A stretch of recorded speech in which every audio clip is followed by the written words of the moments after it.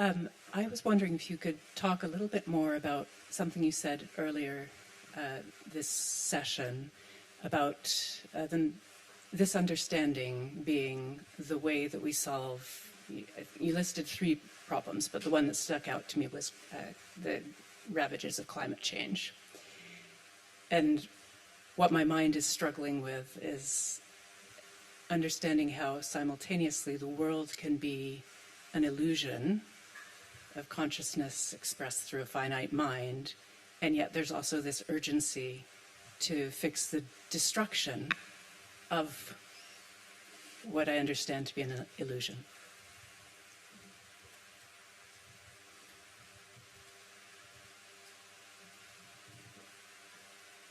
Well, just because it's an illusion doesn't mean that we shouldn't take it seriously. Donald Hoffman has a lovely analogy that the little trash can in the bottom right-hand corner of your computer monitor is obviously an illusion. There is no trash can there.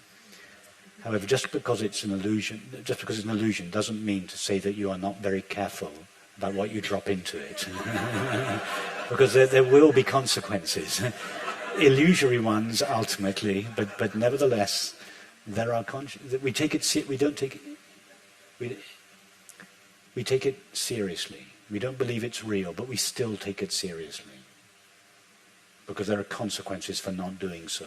So ultimately, the world is an illusion, and the recognition of the reality of that illusion is the one recognition that will heal the 3 primary ailments that take place in the so-called illusion, namely sorrow on the inside, conflict on the outside, and the degradation and exploitation of the planet. So it is the recognition of the reality of the illusory world that will cure those 3 problems, which, yes, ultimately they are illusions, but at the level on which we experience them, they are very real.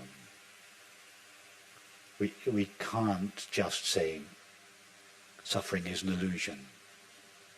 Nobody will see a child suffering and just say to themselves, that child's suffering is an illusion, I'm walking away. No. Yes. I think I'm still wrapping my mind around it with regard to environmental destruction. Well, if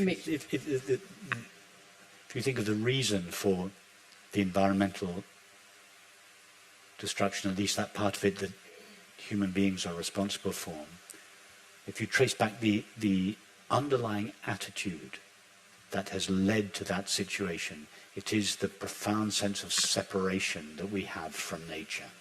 That is the ultimate cause, not the relative cause, but the ultimate cause is this feeling of separateness from nature. And therefore the ultimate remedy must be the feeling of oneness, the feeling that we share our being at the deepest level, not just with everyone, but with all animals and all things. And that is why, although we don't come very far off the top of the mountain here, we don't talk about political issues and environmental issues, and we don't come all the way down into the marketplace. The reason for not doing so is not because we don't feel concern for our society, for the planet. It's because we understand that the most profound and effective remedy for these 3 elements is the recognition of the nature of reality. So some people, the militant Extinction Rebellion supporters, may think that what we do here is kind of abstract. It's got nothing to do with what's really going on. But I would say it was rather the opposite. I'm not suggesting that what they do is not valuable. I'm not making a comment about that or implying anything, but I would suggest that what we do here really addresses the fundamental problem. And that actually, if the fundamental problem, the overlooking of the unity of being, is not addressed, then none of these three issues will ever really change. Agreed. Agreed. I would just hate to see the understanding used for the opposite proposition, that it doesn't even matter, so why should we do anything? Well, I completely agree with you.